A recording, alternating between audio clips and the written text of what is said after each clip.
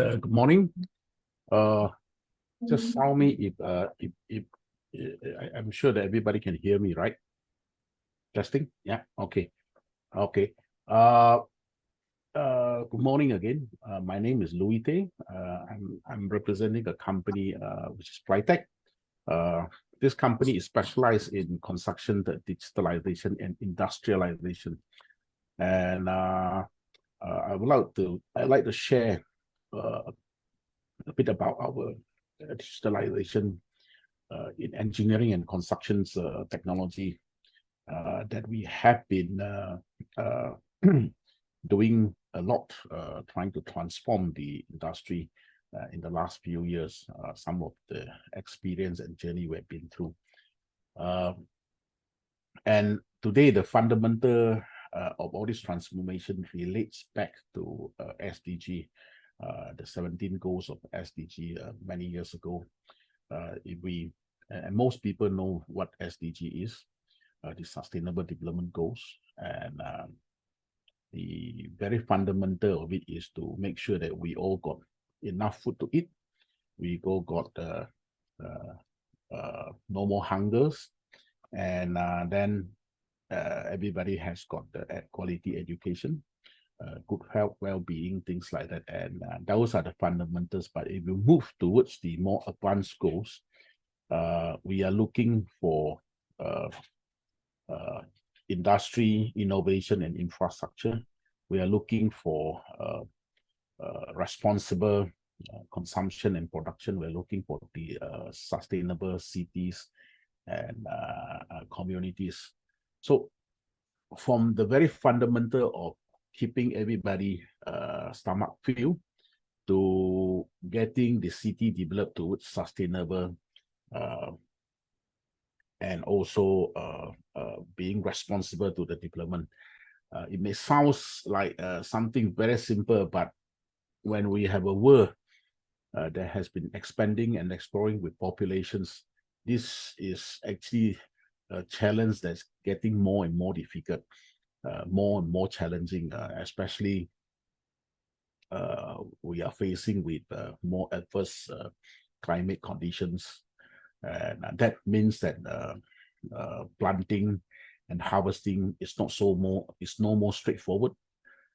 So in all, to achieve the goals, the very fundamental is we need to be able to be more productive, because we got more people to feed.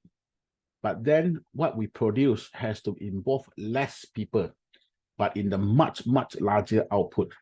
So the productivity is actually the key word in achieving SDG.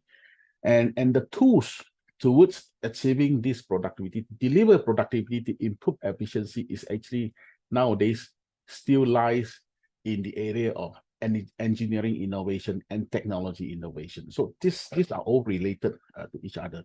And our nation has been developing towards adopting these SDG goals, and over the years we have been formulating our national policies and also our frameworks towards development. But the fundamental is still the SDG driving behind. So the last few years, from the pandemic until now, we have seen that the country has actually developed our own shared prosperity vision. Of course, if you talk about shared prosperity, it's actually part of SDG. It's actually to make sure everybody is out of poverty, everybody progress together, and towards sustainable growth, and more towards communities building better cities.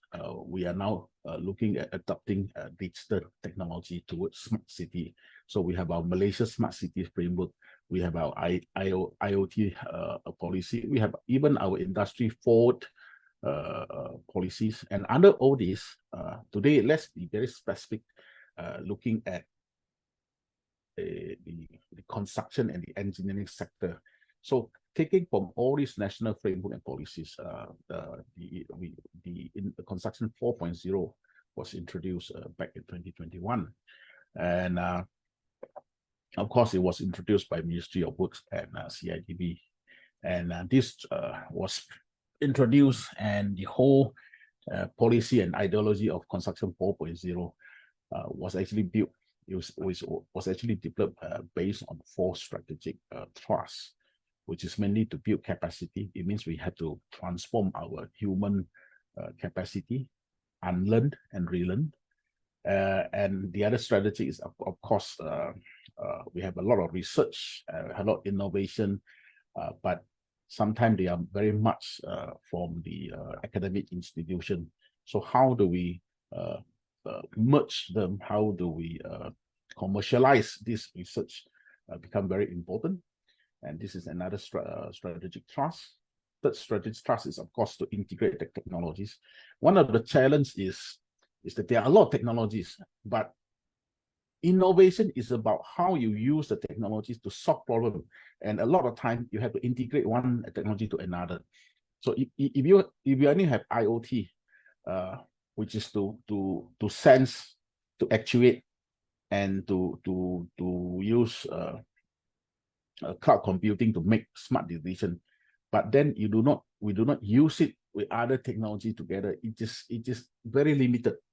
So integrating technologies becomes the actual strategy and actual essence of the Construction 4.0.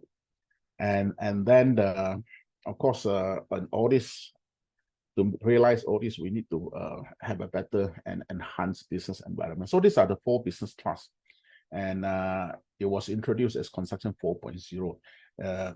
We can discuss about digitalization. We can discuss about technology in engineering for many points.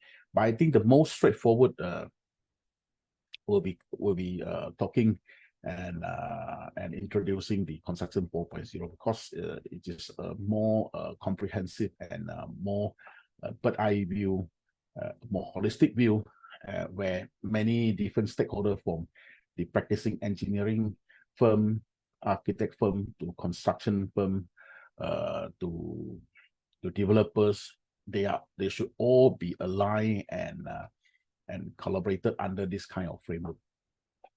And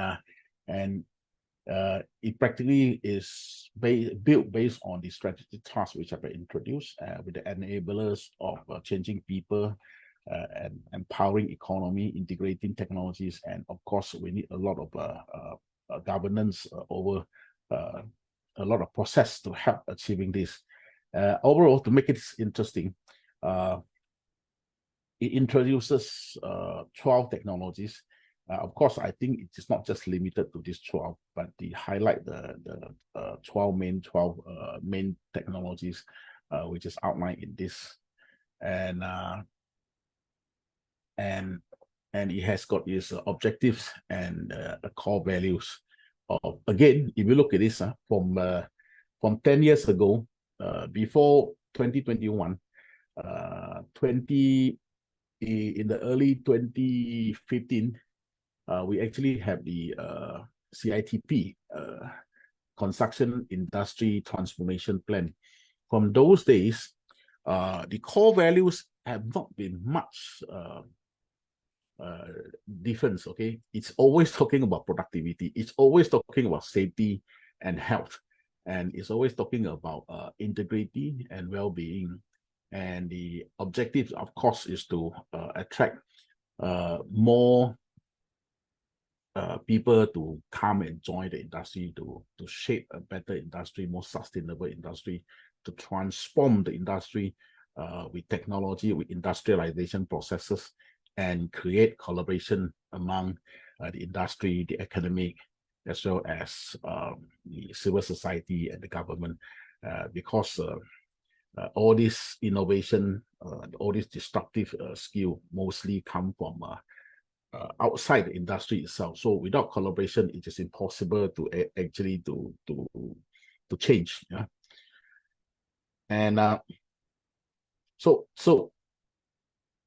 and if we take a step back to look at this Construction 4.0, it is actually part of our national effort in the particular industry under the IR, Industry Revolution 4.0. And but we need to understand that the from Industry Revolution 3.0 to 4.0, we have been pushing for two things.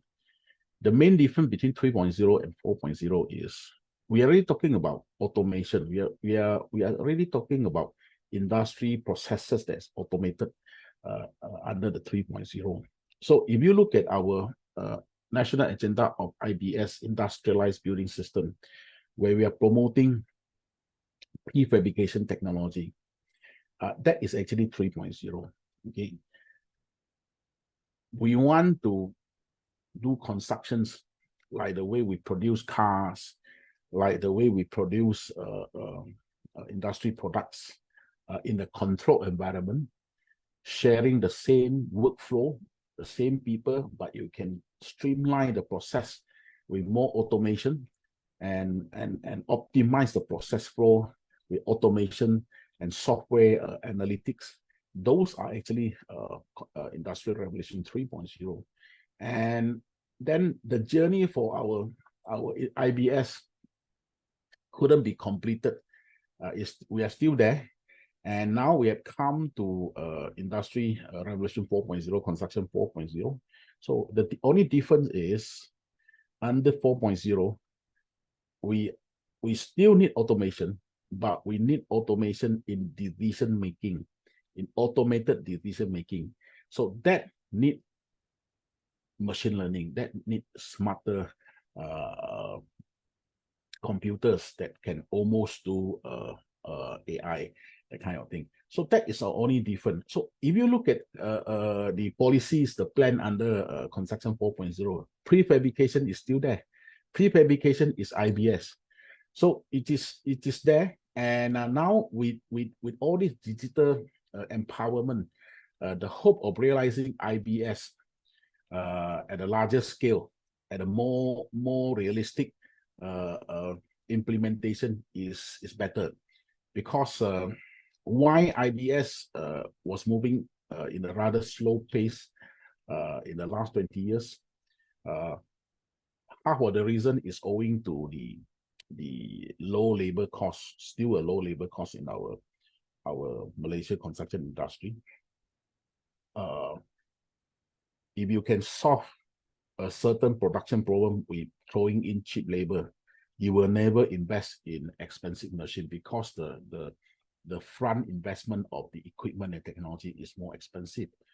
Overall, after all, the whole idea of IBS in the last 20 years under our IR 3.0 is about transforming the construction industry from labor intensive to technology intensive. The reason to transform it is because labor is supposed to get more expensive. And if you rely on too much of labor process, it can never be productive.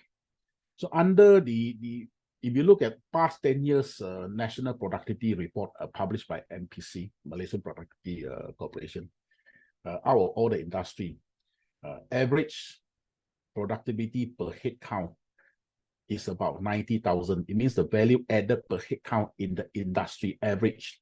Service industry like consulting firm, engineering firm is only performing the average 90 to 96,000. That is the national average. But if you look at other industry, there's like relying on automation, relying on equipment like manufacturing industry, like even mining industry. They are double this digit. They are more than double of this digit. If you look at engineering service, that is about 90 to 96,000 ringgit value added per head count per year. We are about 1/4 of the similar industry engineering consultancy in the overseas, in the advanced market. So this is not a productivity that we can be proud of. But worst of all, out of all the industry, the lowest of all performer is construction industry. The construction industry is only performing half of the national average. It's about 45 to 46,000 per head count added per year. If the value of the construction workers, average workers or engineer working in the industry is about 46,000 per year. How much you expect the salary of engineers can be given? They only add 45,000 and on average, plus the workers, plus the senior, plus that. So that is one of the problems that we have not overcome. Okay, there's a lot of hoo-ha about increasing the salary pay for the engineers, the young engineers, which is a real problem. But the root problem is the industry they are going into, they are going to be involved into, are producing too low. Their productivity are too low, and that's why they can't afford high salary. That's one of the problems. It's not the problem with what they study with the profession, because the same profession, should they be in consulting firm or in engineering firm or in contractors company, construction company, if they were to be in other society, in other country, they are paying better because their productivity is higher. So we need to change our productivity. And now we have an opportunity by introducing 4.0. There are more room to add in innovation. There are more technology we can add in, and the productivity can be improved. So when the productivity improve, whoever are inside there will be paid better. So that's one of the problems. And the engineers are trying. The engineer has been the one who tried to help the world in the #1 SDG goal to eradicate poverty. #2 is no more hunger. But if you look at the sad fact is, it looked like the engineer community is itself going into poverty. Okay, with the starting salary below for a graduate below 3,000 is almost a poverty line in any advanced city life, I would say. So anyway, not to be regretting over this fact. Let's move on. So these are the 12 technologies, just to share about it, and most people know about that. We talk about Internet of Things. We talk about 3D scanning, photogrammetric technology. Of course, cloud and real-time collaboration is very important. If you are doing a BIM model now, you will realize that the fundamental about BIM model is not only about 3D visualization, it's about the way we work, the way we store data. It's no more local, it's actually cloud-based.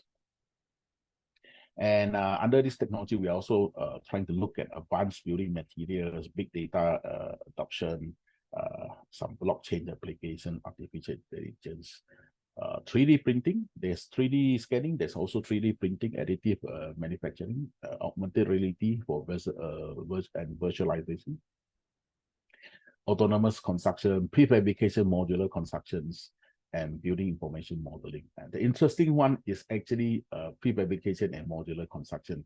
It's just same IBS under a different name or under a larger context. Okay, it requires the whole ecosystem empowerment to realize prefabrication and modular construction. It means the upstream industry player is very important. People who invest into modularization, invest into product, invest into production line, and then the designer pick up this available product to make it into a building. So this relies very much on the ecosystem establishment, and we are looking this now with the help of digital technology, with the help of modeling. This prefabrication become more achievable. You can actually model your product very precisely, coordinate your project very precisely,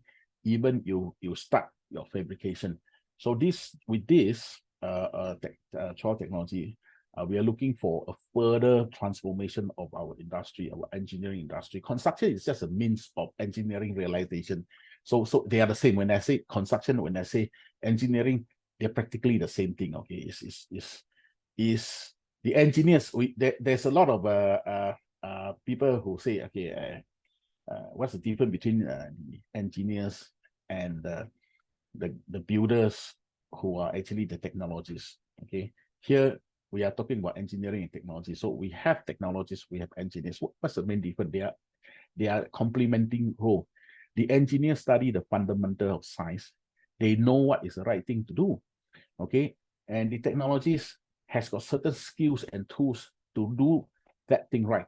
So the engineer who knows what's the right thing to do, they need the technology who know how to do that thing right. Simple as that. So they complement each other. So these are some of the slide sharing and looking at what are all these trial technology. I think I talked about most of it. The one that has been very much realized in the region, in the industry near our region, and these are mostly Malaysia's case. This is talking about prefabrication and modular construction.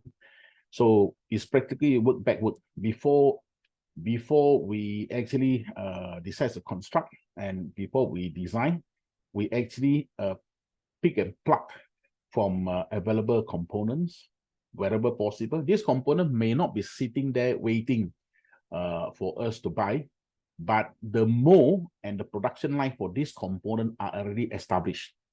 So if you look at the boxes at the right hand side of the slides, those are what we call a 3D precast or PPVC, prefabricated pre-finished volumetric construction. So instead of casting prefabricate a wall like the picture in the middle, the trend now is going towards 3D. And because it is 3D, that concrete box, when you have prefabricated it, you can send it to another production line to pre-finish it, to fix the tiles, to fix the M&E, to fix the toilet before you send the entire box to the site to be assembled. The concept is the same. It's about DFMA, design for manufacturing and assembly. So the whole ideology is whatever we design is possible to be manufactured in a controlled environment, rather than we need to do it in a very hectic way on site to reduce the disturbance to our built environment, to improve safety and productivity performance, and then to use industrialized processes and equipment for the higher productivity as well.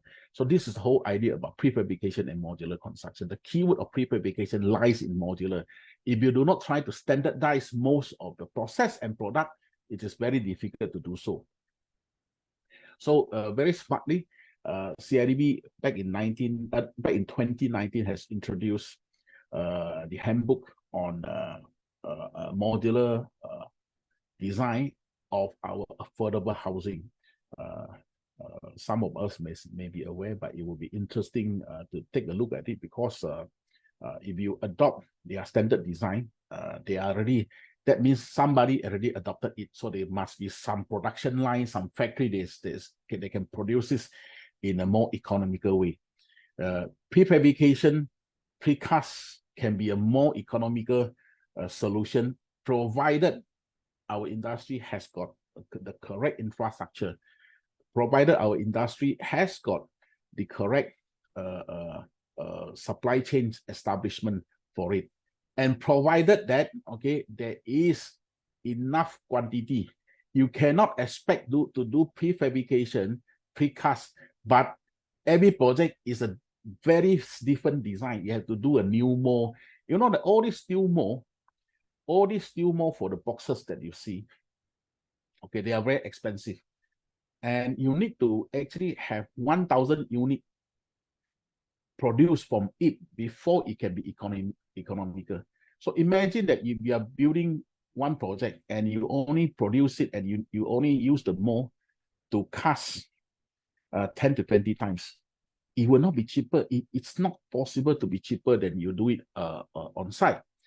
And if you are casting this very far away and you need to ship it on sea and then and haul it on trucks in the long distance, that is also another problem that it cannot be achieved. So the ecosystem has to be matured. It has to be in a surrounding 100-kilometer radius when you produce all these things.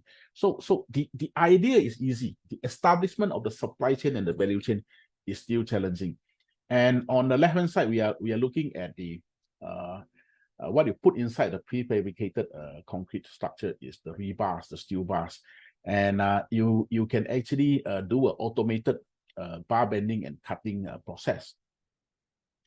And you practically pump in what you want to bend and cut, and the machine will pull the right size of bar and bend it and cut it to the size you want. So this is actually an automated process based on digital input. The digital input is to allow the automated process. So this is called a digital process.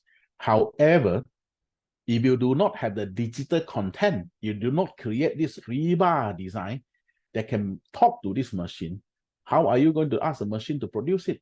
So BIM application create the digital content to empower this digital process. I'll talk about this when I talk about BIM. Generally, the problem now is very general specs. Generally, our specs of BIM in this country is very much developed by various organizations like JKI and whoever, okay? But of course, we are not the technology creator. So from the very beginning, including other government agency in our neighboring countries, all their standards, all their specifications for the BIM is actually influenced by vendors, influenced by software creator. So the software creator will write the specs for you, and they will actually also, if you adopt their specs fully, you will also adopt their limitation as well. So certain software has got limitation in modeling structure rebars like this. And this is one of the area that is not well developed until today to facilitate this process. If you look at the construction sites today, you are seeing that most of them are still buying the 12-meter bars to cut and bend it using labor on site.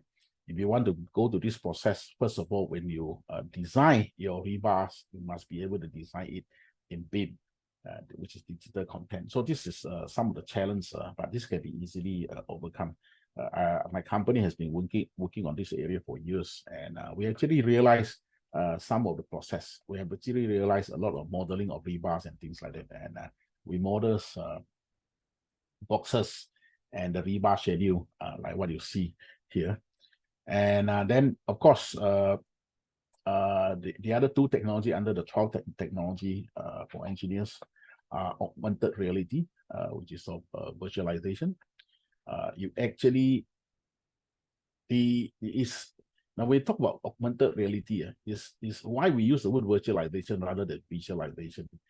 You actually visualize the actual physical and also overlay what you want to build in the model to the actual. So if you look at the picture here, okay, you have an actual construction site, okay, and you want to do something, the model in color are the model, and you overlay them together real time at the actual space using this device, whatever device you're using. That's called augmented reality virtualization. You visualize a virtual overlay on the reality, you know. So that is a matured software. A lot of software provider, you can subscribe it for a few thousand, 1,000 to few thousand US dollar a year for that. But then the key line is, again, when I talk about prefabrication, you need the digital content so that your machine can automatically pick up what you want to produce, fabricate, right? A digital process. Again, virtualization using augmented reality is also a digital process. How to do this if you do not have the BIM model, you do not have the digital model, digital content of those color. When you look at the corner, those red color, yellow, blue color on the left hand side, the augmented reality. If you do not have those content, you cannot realize this process, right? So again, creating digital content is the key of all. So in my opinion, if you look at the construction 4.0, all the 12 technologies, the most important and most fundamental one is building information modeling, BIM. And in my context, over the years, we have been working a lot on this in this particular area. To me, building information modeling is actually digital content creation. You're creating a digital twin. And in the industry level, I always like to talk about BIM, not as building information modeling, as building information management. Because how you exchange information, what you use those information, those model for construction, for post-construction activity like smart FM and those activities. Those are more important. Those are the meaning, the ends, okay, the purpose of your modeling. BIM, taking the words from the ex chairman of CIDB, Tan Sri, Dr. Ahmad Tajuddin. BIM is the means to create the content on. It's just the beginning, the means, and that's the models. But the end of it is building information management. To a national context, people who like UK and some of the country who sponsor and who supported a lot the BIM movement, they look at BIM as better information management. It is supposed to integrate not only building, you integrate the building information into other, to the context of safety, to the context of security as well. So building information modeling, okay, is practically, if you look at a simple construction project, is actually a rehearsal. You do a full dress rehearsal. You build virtually, then you build physically. So you build twice. Before you decide to build physically, you use the virtual technology to construct the whole thing. And what you constructed virtually is called BIM. It actually is information rich. It is not only for visualization purpose. It actually coordinate. If you build a pipe and a wall, if the pipe bang the wall, the software will pick it up. The software will tell you how much quantity, how many bricks is required to build those walls. The software can also help you to sequence out. Okay, they will also tell you how much piping you need, what are the sizes. They will give you the quantity. They will also simulate the program you want and things like that. So this is what building information modeling. I'm going to share a video so that it's not so boring. And it is about one job. It has only take off the ground on the foundation level, and this job is about this job. What is significant about this job is the owner and the architect work together. The owner invested into BIM, and they practically have a perfect build, virtual build, before they actually take off. And during the final tender, they release the BIM model, the coordinated BIM model, to all the tenderer, and the tenderer take away a lot of risk, and the final tenderers actually reduce the cost by 5% because of the work that was already done. Everything was already modeled, including the rebar. You can generate the exact tonnage of rebar. You can even generate the cut and bend. We call it the bar bending schedule for rebar. So there's no risk. Normally, when the contractor tender for a job, they will build in certain kind of risk factor.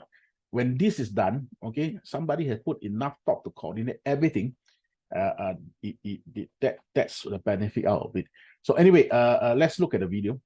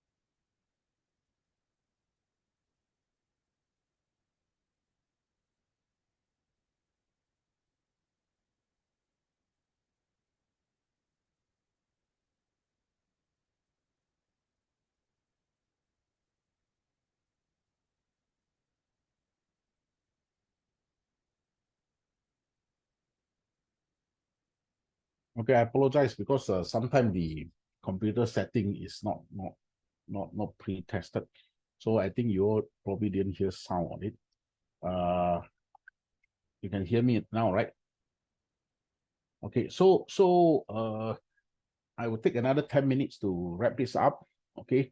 The next technology that under the 12 that mentioned in the construction 4.0 master plan include 3D scanning and photogrammetry. I will show you another video which is about 3D scanning, and since there's no sound, then I can talk and explain over it.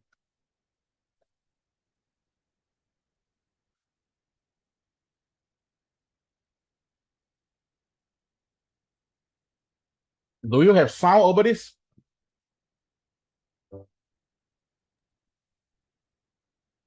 No sound. Mr. Louis, when you share, there's a checkbox at the bottom. When you share, you need to share that, tick that, then only the sound will come out. Okay, I'll try and see.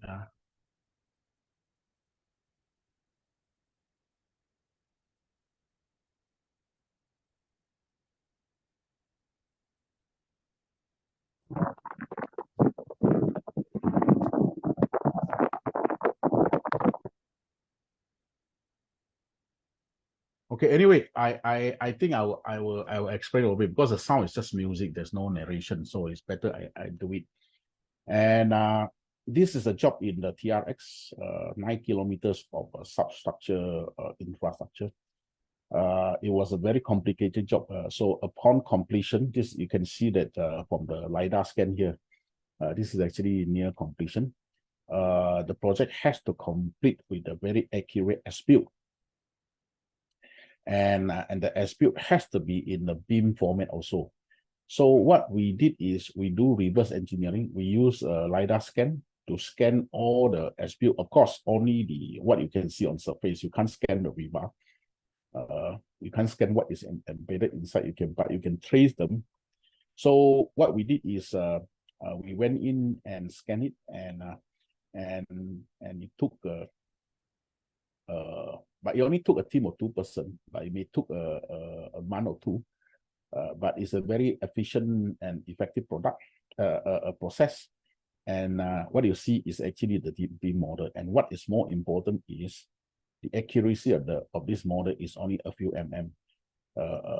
And when the scanning is going on, there is a surveyor team who also do the actual survey to give us the benchmark point. So once you have the beam, okay, and you actually have the digital twin of what was as-built, what's as-built, but what and if you look at this rather than the drawings, this will definitely be much more accurate than the drawings, because even the position of every single board and nut is actually the actual position. And then from the beam model, we actually produce the 2D drawings. And these 2D drawings is produced by automated process by setting the template, and it was reproduced from the model. So this is actually reverse. Okay, these are the actual 2D drawings that was produced, and it is actually accurate. Okay, and this is another example of application.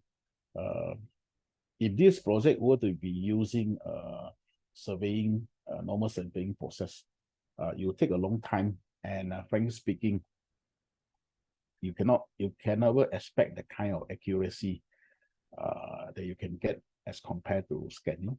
Okay, that's one of it. And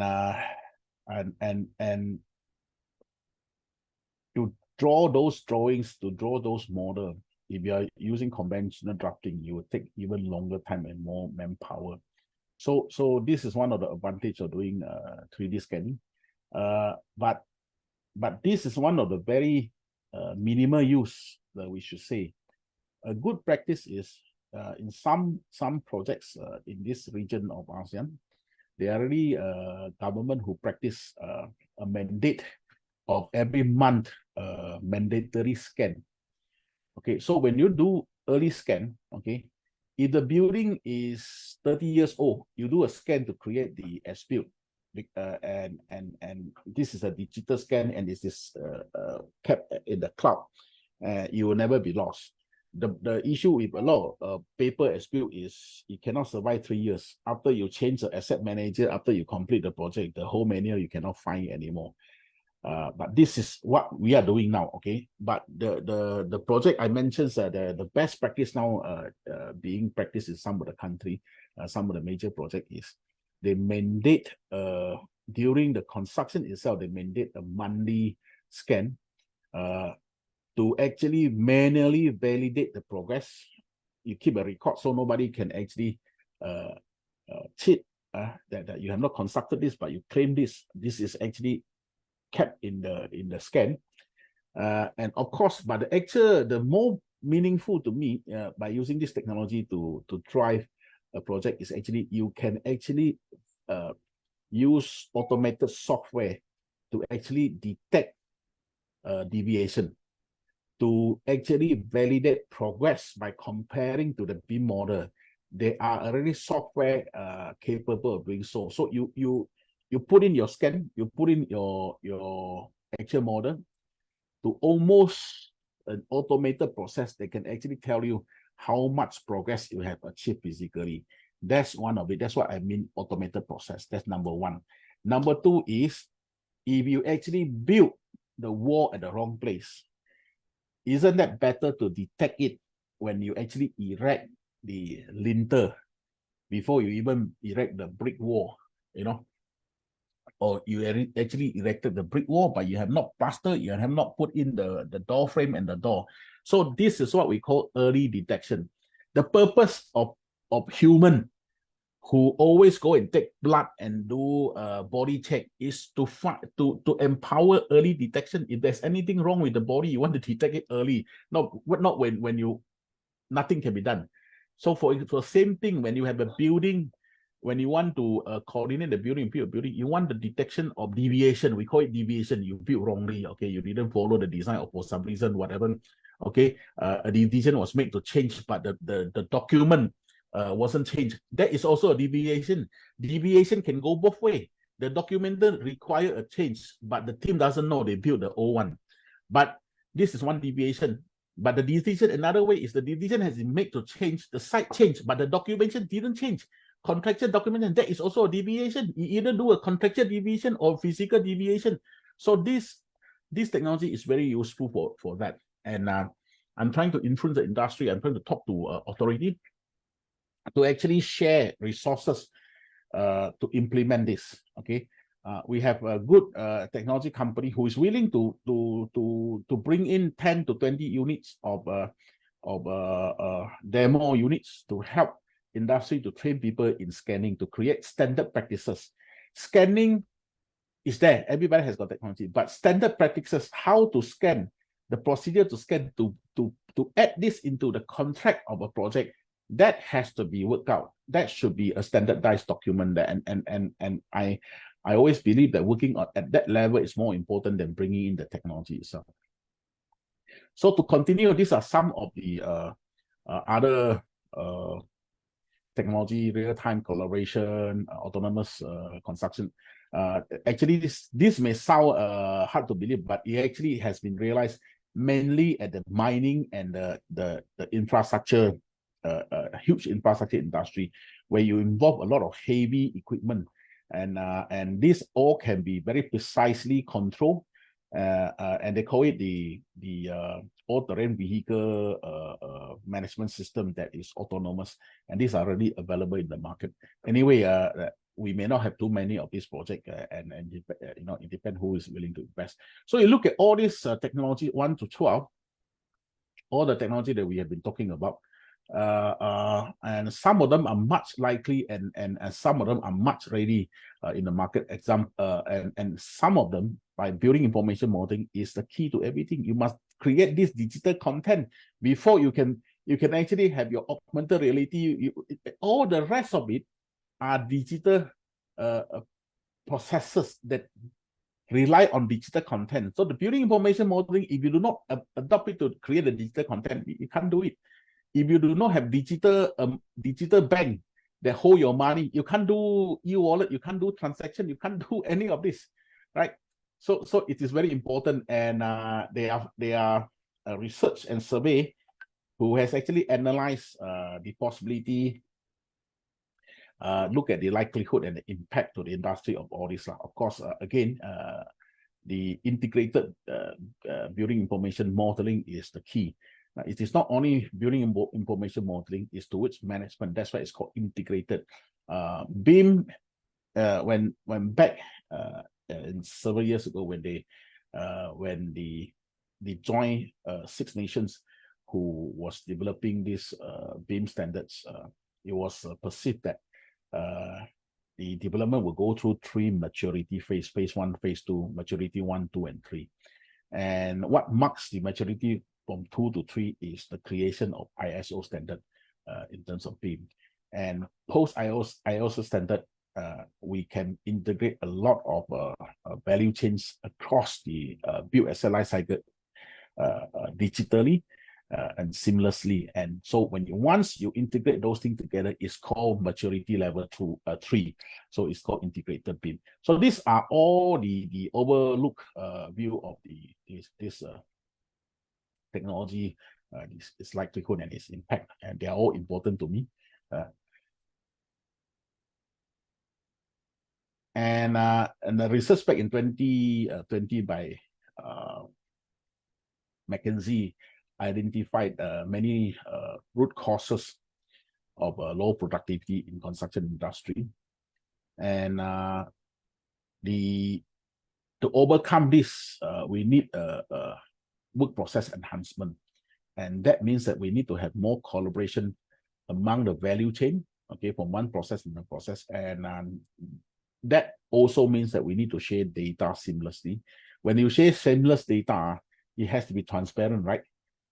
Your content and process has to be transparent, and you need to empower digitization. Now, those years they are still using this. Sorry, this is 2015 research. They are using the words digitization. Then 5 years later, they changed the word to digitalization. So the difference is they realize that it is not only the content you need to digitize, you also need to digitize the process. Hence, it comes the word digitalization, right? And this whole thing, in principle, is a paradigm shift from what we are practicing currently. The dark blue curve is the current what industry do. Most of the thinking and process only come in once you are ready to do constructions. This is because everybody, I meant to put it in the ugly way, all the consultant, all the engineer and the architect, they want to push most of the thinking, most of the coordination to the contractors. But if you think about it, you are the designers, you can't coordinate it, and how would the contractors will do that? We take 2 to 3 years to design our building, to design our drawings and things, and we only give the contractor 2 to 3 weeks to tender, and the tender clause says that any discrepancy, you have to pick it up. People has to pick up in 2 to 3 weeks the discrepancy you have been created, and whereas you have 2 to 3 years time to do your design and submission and things like that. So it is orientation of the industry, but let's talk about logic. Is it possible? The paradigm shift is talking about moving from the blue curve, dark blue curve, to the pink curve, where most of the coordination, most of the detail has to be figured out during the design development stage. That means that the cost of any changes is much cheaper, and the ability to impact cost and functional capacity is much likely. If you want to do a change, okay, if you really decide on a 10-story building, okay, after you build 2-story, you decided to add it to 12-story, that is almost impossible, the kind of additional cost you'll do it. But if you're still on planning stage, why not? You know, so there's another change that is coming. Today is 1st of June, so happen. Today is the actually effective enforcement of the new OSHA that was amended, I think, 18 months ago. And the new OSHA will actually empower the new OSHIM regulation. This will be signed off under the OSHA new OSHA spirit. but it has been introduced since 2017. I think I'm running out of time. But again, it is talking about the same philosophy. We want to think about safety, okay, in a much early phase rather than when you are actually implementing your work, when you're actually operating your construction, when you're actually operating your building.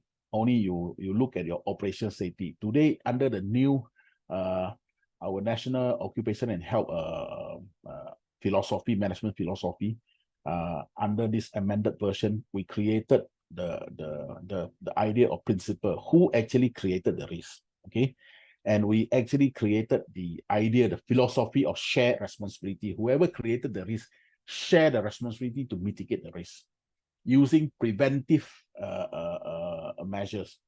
It means this can only be done with the participation of developer, building owner, investor, as well as designer. Okay, it's just not an issue that you throw it to a later stage. Okay, the contractors, the factory managers, you have to think about their risk. So these are coming, and why I'm bringing this. This is a good framework, but it needs a lot of digital empowerment to get this across. And also, we need to identify at this design stage. I will have to identify somebody who come in 3 years ago to change some component. What kind of risk is he going to expose to? What is the better method I want him to use? So across 3 to 5 years time, how do you structurally download this information? Make sure it's available for those guys. Okay, do not cheat ourselves. Okay, if I give you a building and I give you the as-built, even just the as-built drawing, can you guarantee me that 5 years later you can find the as-built drawing? Go back to your own organization and try to find the as-built drawing. If you find it, okay, I can tell you 1 out of 20 chance that you can find it, but that only chance that you find it, that as-built is outdated. Okay, so how do you make sure that you have this information not only about as-built, it also has to incorporate the risks and all this documentation. It must be readily updated, always updated and readily available to people 5 years, 10 years, 20 years down the road.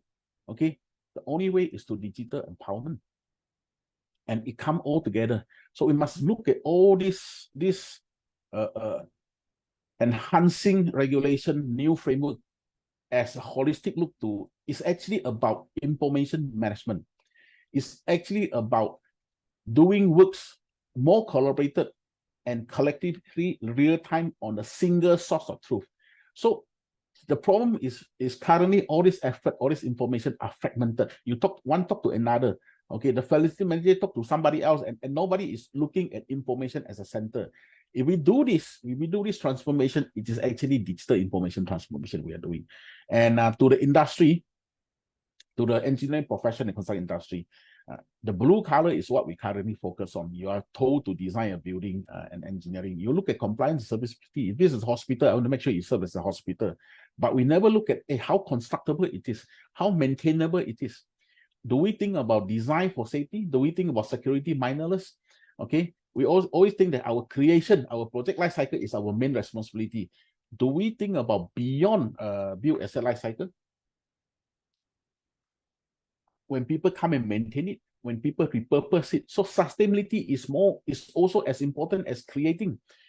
Work content focus is current value, and we need to look at work process enhancement, because it's only when you also work at a work process enhancement that you can only change the productivity. Same thing. For example, I'm a structural engineer. The country is talking about IBS. And when I'm engaged as a structural engineer for the project, I always tell my developer, for example, I'm talking about the situation in the market. The structural engineer will have to tell the client, because the client is not paying extra. This innovation to do IBS precast is to be done by contractors. But why do we do a work that's not what we want?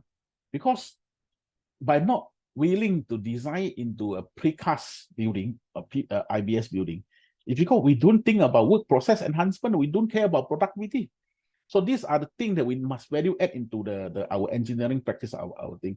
Okay, we cannot just look at contractual linkage or value chains. We have to think beyond that with digital linkage. And when you qualify players into your project, we always talk about QMS, quality management, safety management system. And how do you make sure that we can ensure productivity? The only way is digital information system. BIM is actually adding the IMS into it. Okay, I'm going to wrap up in a few minutes. And this is talking about the future of how we train human capacity. I'll drop it. Okay. And this is some of the BIM. We talk about we need a new breed of a competency of people who understand construction, but who will not do construction, but they will do analytics. So this is what I always introduce, a new competency is called engineering constructability analytics. These are new skills that we are helping to train. And training this is not enough. We need to adopt standards, okay? We need to make sure that digital content we created are ready for future digital process. The digital processes are not all here yet. They will be invented when you invent your digital content. That's the challenge. So the problem is you have to create your BIM to a certain model. So currently, PLYTEC is working with CIDB and eConstruct to create the next level of the BIM object library, which is future ready for smart city. We are adopting certain kind of standardization in it. Okay. And lastly, I want to share that, okay, we are all, either as a person or as a company, we are going through this transformation, a change management. And I always share this in my talk, okay? Change is not a straight line from one end to a better end. It is always a challenge, because when you change your tools, okay, yeah, I'm sure you guys, for example, I'm just make it, okay, if you're very good with fork and knife and spoon, if I ask you to change to a chopstick, you actually need to unlearn and relearn. You cannot be better straight away. I'm not saying chopstick is better. What I'm saying is, if you change the tools, okay, there's always a drop in productivity, and there's always a change in people's mood. People feel challenged, people feel depression, you know, before they pick up to the new beginnings. This is the problem. This is why it is very difficult to convince the the medium enterprise, small medium enterprise, SME, to transform, because SME tends to be more reactive rather than proactive because of the resources that we have. We can't be investing a lot. So the only solution for SME, for smaller player, is collaboration. Okay, if people already gone the path, work together. Okay, don't go to this deep and suffer yourself. People just take the success factor and work together, and then take on a easier path. And digital transformation needs to look at 4 elements. The technology itself, it's not about buying the software. Are you managing your data correctly? Are you creating a real-time single source way of managing your data? Okay. And then, of course, the people has to change. Finally, the process has to change. After everything you do, if your company is not adopting BIM, after you adopt BIM, blah, blah, blah, blah, you find that the process is just the same.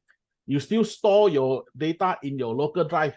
You still exchange information by waiting for 2-3 days and sending out emails, waiting for response, not creating a real-time online collaboration platform. You didn't change the process. There's no digital transformation happening. So bear in mind this. So lastly, okay, I've been driving this campaign for years.